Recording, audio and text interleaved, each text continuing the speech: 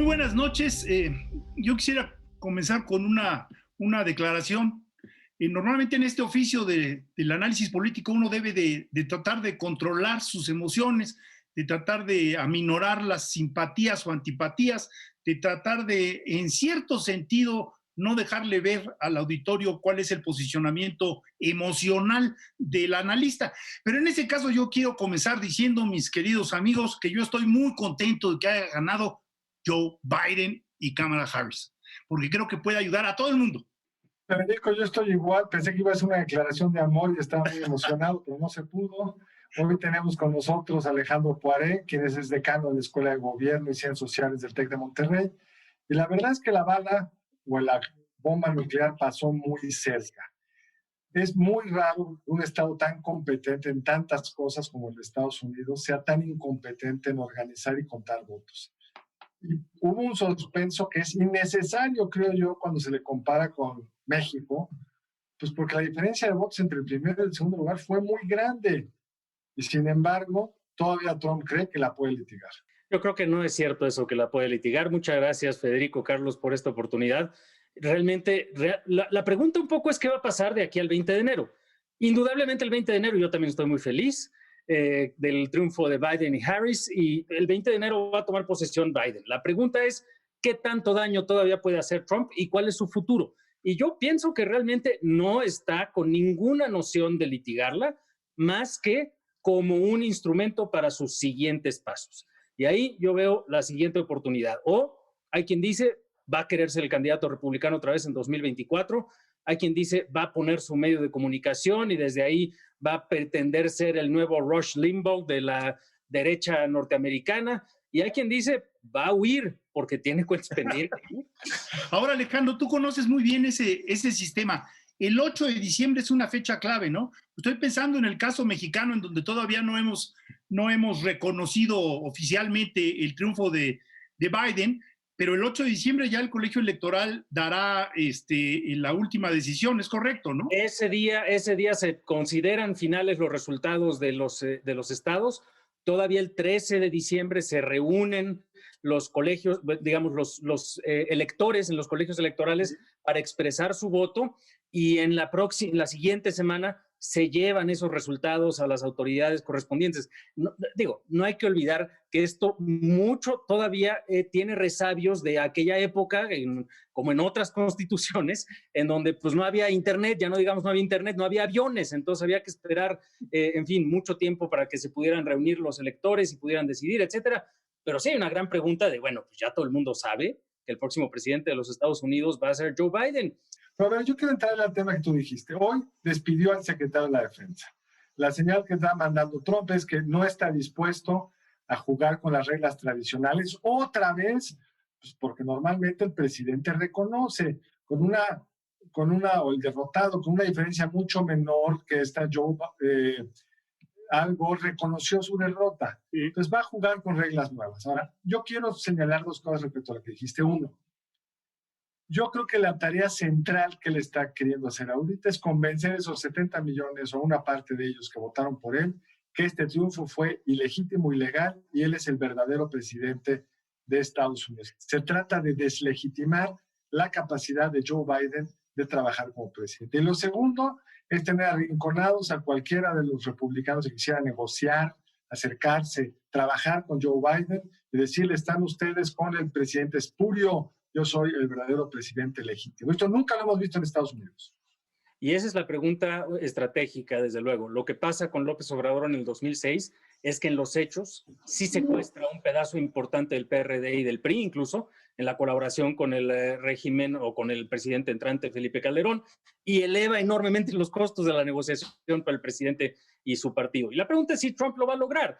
Y que estaba claro, yo pienso, en 2006, y el plantón lo demostró, etcétera, que López Obrador algo de futuro tendría. No está tan claro ahorita que Trump va a tener futuro, y ahí es donde están las apuestas de qué tanto el ala derecha del Partido Republicano, e incluso algunos que quieren colaborar con Joe Biden, van a sentirse amenazados porque dentro de 2 años, en la elección congresional, un candidato favorecido o candidata favorecida por Donald Trump, de estos de QAnon o algunos de estos, vayan a ganarles el triunfo en el Congreso o eventualmente en el Senado. Esa es la pregunta estratégica interesante, y ahí es donde pues están un poquito las fuerzas midiéndose, creo todavía yo, por parte de muchos de estos actores estadounidenses, ¿no? Pero de hecho ya estamos viendo algunas fisuras en el Partido Republicano. Es decir, también hay los que dicen, yo no me la juego ya con Donald Trump, ya me la voy a jugar institucionalmente, lo cual es un signo de supervivencia, pero también de cálculo político, ¿no? Decir, bueno, es que este señor está loco, me va a llevar, nos puede causar todavía más daño del que nos causó. Entonces, yo no soy muy optimista de que si sigue con esta estrategia de confrontación, porque además se nos olvida, pero tú sabes mucho de eso. En los estudios políticos de psicología política se demuestra que el elector lo que quiere es dejar la elección atrás lo antes posible. Es difícil, y la pregunta un poco también es, ¿qué les ofreces a cambio?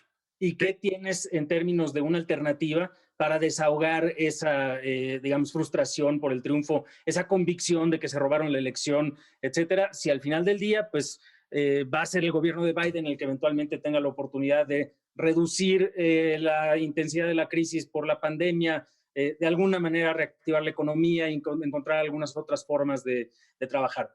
Pero lo que señaló Carlos me parece bien interesante y hay que tener mucho cuidado.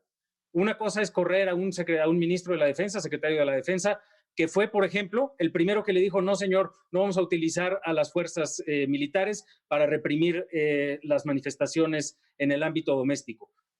Muchas otras cosas todavía puede hacer Donald Trump de aquí al 20 de enero, y pues ahí es un poco donde también entra la estrategia de Biden de su lado. Una cosa que está clarísima es, no hay una estrategia jurídica, legal, comparable a la que hubo en el año 2000 con la elección de Gore contra Bush, porque los equipos, incluso el de Donald Trump, no es un equipo dirigido por abogados, es un equipo de relaciones públicas. Entonces, en ese contexto de un presidente escapando una derrota hacia el futuro, y con un presidente tan volátil como es Donald Trump, cuidado, ¿eh? No, yo creo que todavía, en fin, hay que estar muy felices, pero también preocupados todavía, ¿no? Vamos a ver, como decías, hay otras cosas que puede hacer para no salir del país, que es autoperdonarse a él y a su familia. Si el presidente en Estados Unidos tiene una capacidad de perdonar a alguien, de dar indultos, que todos los presidentes lo usan al cuarto para las 12, para algunos amigos inconfesables que tienen por ahí, y ya que los perdona. Sí. Yo he oído los rumores más extraños, incluso que se va a ir 24 horas antes para que Pence lo perdone a él. Sí, pero ahí hay pero aquí hay un pequeño problema con esa estrategia, mi querido Carlos, que es que algunos de los cargos que enfrenta Donald Trump son estatales, particularmente los que tienen que ver con fraude fiscal. Y esos todavía ni siquiera lo han juzgado. Entonces, salvo que Trump se diseñe una nueva estrategia, como una tarjeta de las del Monopoly, que te puede salir de la cárcel en cualquier momento, la verdad es que no tiene forma de perdonar. Esa no es una opción. Pues esa no es opción. Y además imagínate lo que significaría para Biden, ok, te hago presidente 15 minutos para que me perdones. En fin, es como sellar su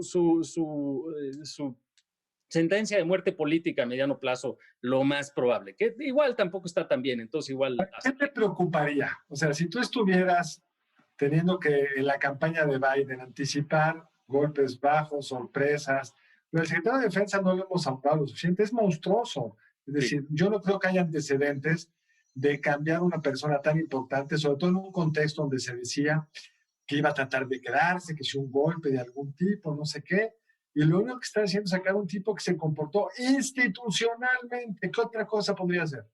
Me preocuparían escenarios internacionales de conflicto, con algunas cuentas que él considere que tenga pendientes y que pueda todavía hacer uso o presionar fuertemente, y por eso se explicaría la salida en el Ministerio de la Defensa, para tomar decisiones en algunos escenarios de conflicto, como ir tras de algún líder con el que tenga alguna cuenta pendiente, como provocar alguna inestabilidad, como dejar un legado en algún ámbito de las relaciones internacionales. Y también me preocuparía el uso faccioso del Departamento de Justicia en contra de enemigos del pasado o del presente.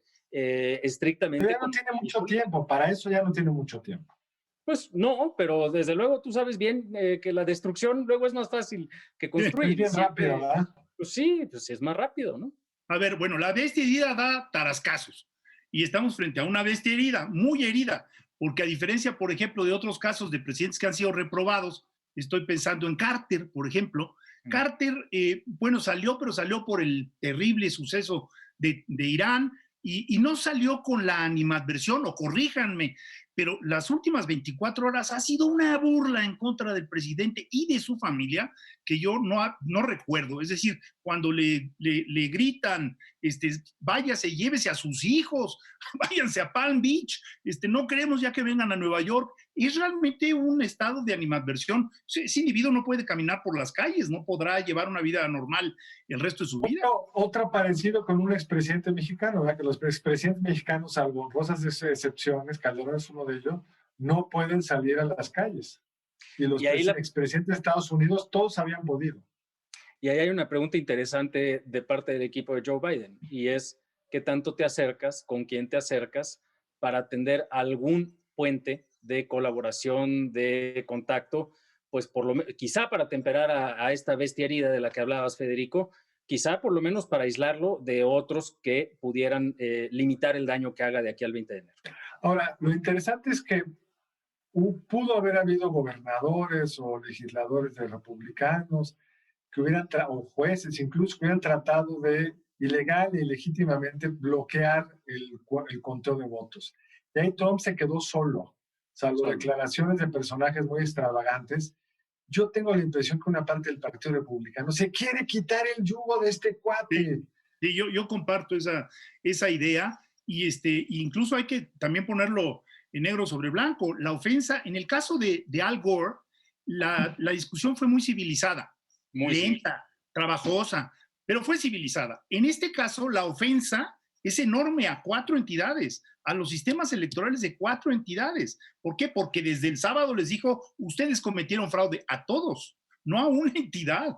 Y muchos de ellos son servidores públicos de tendencia republicana, la verdad, a pesar de lo que él decía. Sí hay una pregunta ahí, pero sí creo que van a tratar de deshacerse, algunos de ellos, de la figura de Donald Trump, pero no necesariamente del trumpismo, porque creo que uno de los daños duraderos de esta presidencia es, pues, en alguna medida la legitimación, la normalización, ya no digamos de las teorías de conspiración y de la perspectiva anticientífica, sino de esta política de la exclusión y de la polarización, ¿no? De decir no a los musulmanes, no a los inmigrantes, cierto grado de esencialismo, que ahí es un poco también la pregunta, ¿qué hace Biden con eso? Es decir, no es que los 70 millones de votantes de Trump sean racistas todos, pero estuvieron dispuestos a, por lo menos, hacerse a un lado y decir, bueno, pues eso del racismo igual está feo, huele feo, pero me importa más que gane Trump. Y otros claramente alineados con esa perspectiva de supremacía blanca. Eso no está fácil de corregir. Y eso que dices, porque de alguna manera también las actitudes de Donald Trump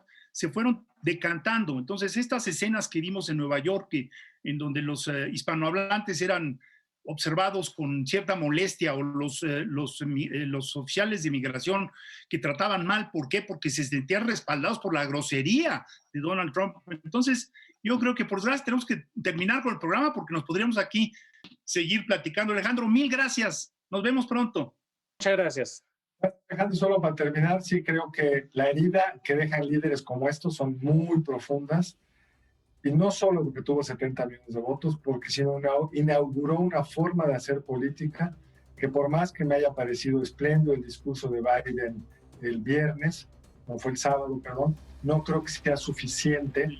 Va a tener que haber cambios de muchos órdenes para que podamos regresar a una vida política basada en ciertos valores compartidos que me parece son centrales en la democracia. Alejandro, muchas gracias. Muchas gracias a ustedes. Buenas noches. Buenas noches, nos vemos el lunes entrante aquí en Primer Círculo.